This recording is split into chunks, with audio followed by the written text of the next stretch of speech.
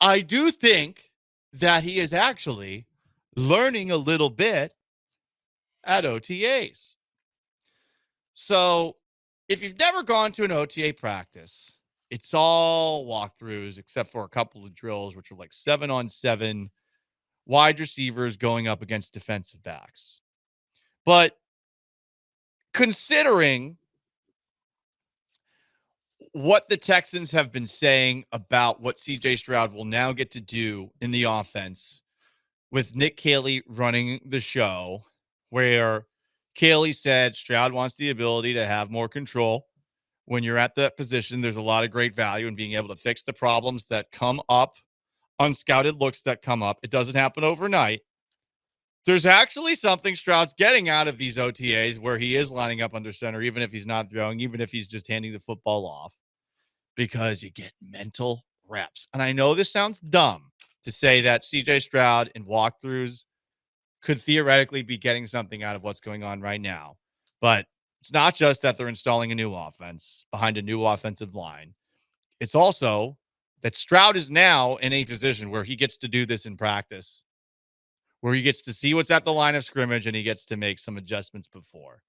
Now, the players listening to him, does it even matter if they do what he says? At this point in time, actually, it doesn't. This time right now is about Stroud figuring out what is the best course of action for him when he approaches the line of scrimmage before a play. So I actually think he is getting something out of OTAs, even if he is dealing with general shoulder soreness. I do believe this guy is pretty sharp as far as football minds go for players.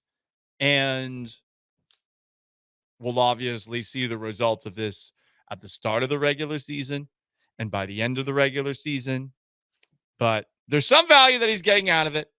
And I am very curious about what Stroud and Caley together will look like.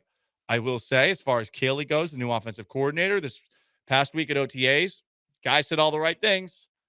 Talking about an offense that evolves, adapts, an offense that is tailored to the players on your team. For example, the Texans had a weapon in Dameon Pierce. They never figured out how to use him. And I was always like, okay, obviously you're going to have a specific blocking scheme. But, I mean, we saw what Pierce was with Davis effing Mills under center. He was a good player. Could figure out how to work an offense around this guy. And I think that's just one example of many, Sean, that shows in the past not so good. That doesn't mean it's going to be better with Caley. I just think I'm hearing the right things out of Caley, and I think Stroud is actually getting something out of these OTAs, even if he's not throwing.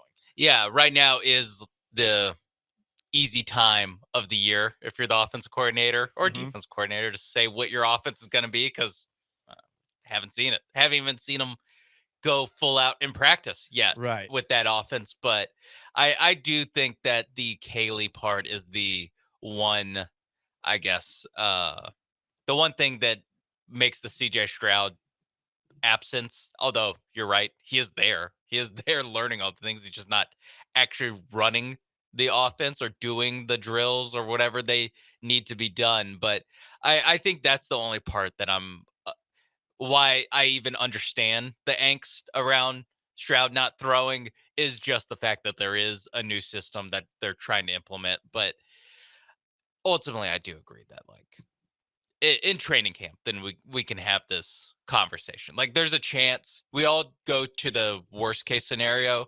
Like, there's a chance that he's fine in 2 weeks and can throw at U of H's field or at Houston Christian's field with all the receivers and get on the same page with the Iowa State guys and Christian Kirk. Like, there's a very real chance that this is all just hot air for nothing, because there's nothing else to talk about at minicamp. I'm glad we're not doing offensive lineup talk, but this isn't that much better than it. Right. It's not that much better than it. It's at least about the quarterback, so it's a little bit more interesting. It's football versus baseball for me. Someone even texted in JT Ag. Paul, what's your take? It's baseball season. Can we ban football talk until after the MLB All-Star break? What do you want to say? What do you want me to say? The Astros offense sucks right now. Boom. There you go. Sorry to get mad. I'm not trying to get mad at you, JT Ag. I appreciate you listening to the show. It's more, though. I don't know what else to say about the offense other than it's bad, needs to get better. And, I mean, until it's better, it's not going to be better. Yesterday's game is one that you kind of chalk up to, like, hey, there's 162 of these things. I don't think this team actually is so bad that they get blanked by Mike Burrows. That. Like, it speaks to the overall lack of health of their offense, but it's not like, I don't know. It's just a game. Hey, we'll get them later today. We'll get them later today. By the way, when we do hear from CJ Stroud, to bring it back to the Texans, first off, we all want to hear that it's all right.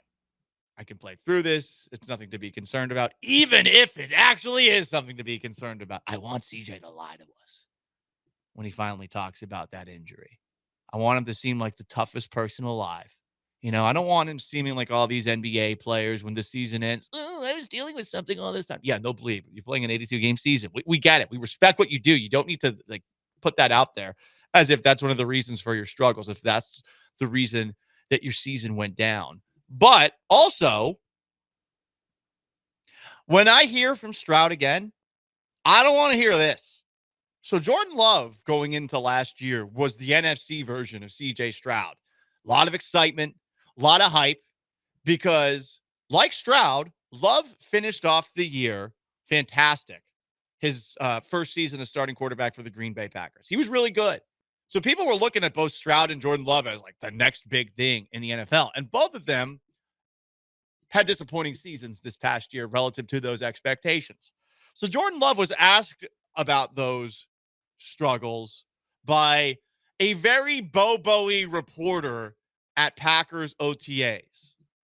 People always talk about ignoring the outside noise, but when it comes to people out there that say you took the step back from year 2 to 1 as a starter, at this point, do you use that as a little chip on your shoulder motivation at all? Just like, you know, all the stuff you went through with injury, and just when you do hear that, I'm sure you hear it once in a while. Just is it something you can use? Oh my God, dude. I mean, what is a step back is what I'd ask. You know what I mean? Everybody has different opinions, things like that. You know, you got to block that stuff out. So it's all about the goals of the team at the end of the day.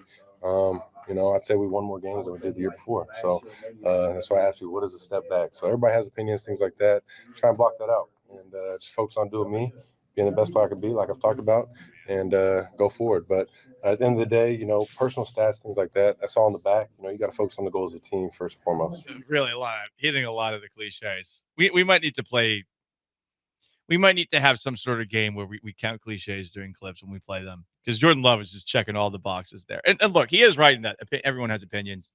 You should not care about what those opinions are, but he also should care about his own opinion of himself. And what is a step back? Last year, bud. Last year was a step back. It was a step back. Oh my God, that question on the way too. What do you say? Like, does that motivate you? All the people who say that you sucked last season. That's basically what that guy said. What does it say? It really does it motivate you? Why not you just say it, sir? Sir. Yeah. Obviously, you didn't play up to the standard that you wanted last season. Or you feel extra motivation this season? One of my big frustrations, Sean, is when people ask a question saying, "Oh, people are saying this, people are saying that." Care to comment on the haters, which I'm not one of? Yeah. Well, listen, just say last season was probably not what you wanted.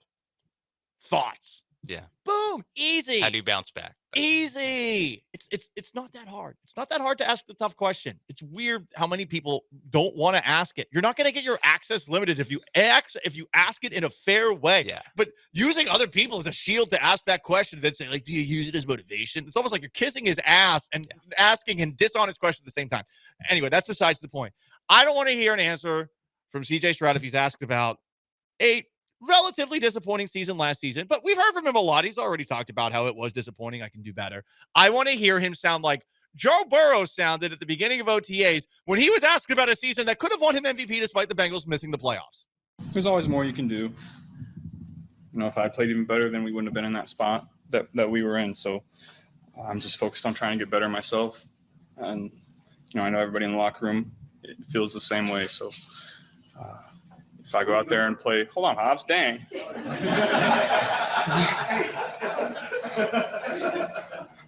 I go out there and play better than I did last year, then it doesn't matter what goes on everywhere else. Okay, your turn, Hobbs. Nope. That was funny. You know, I'm going to throw someone under the bus here because I actually like this guy a great deal. Something used to drive me crazy back in my days of being a reporter for some of the teams in town. Cut the audio up. Dale Robertson, who worked for the Houston Chronicle for the longest time, great guy, but also would ask tough questions. But Dale would sometimes just cut people off in the middle of their answers, and I would be like, Dale, stop, please, while listening back to the audio afterwards. Let the guy finish his thoughts. I will admit, every now and then, I have almost jumped the gun, but you gotta wait. Let the guy land the plane.